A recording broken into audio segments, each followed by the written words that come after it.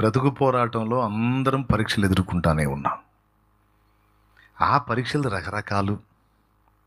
కొంతమందికి శరీర సంబంధమైనటువంటి శ్రమలు, కొంతమందికి వ్యసనాల శోధనలు, ఆకర్షణల శోధనలు, కొంతమందికి సేవలో కష్టాలు, కొంతమందికి విశ్వాస పరీక్షలు, కొంతమందికి నిందలు, అవమానాలు, లేమి, దరిద్రత, వ్యాధి, రుణం, అప్పు, రకరకాల కోణాల్లో, రకరకాల రూపాల్లో విశ్వాస పరీక్షలు ఎదుర్కొంటున్నాం.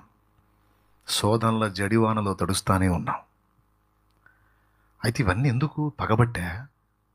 ప్రతీకారం కోసమా?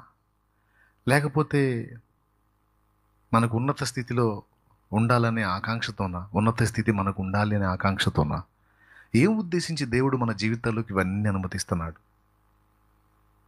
అంటే ఇది కారణం. సంగతి మరుగు చేయుట దేవునికి ఘనత, సంగతిని శోధించి తెలుసుకున్నట రాజులకు ఘనత.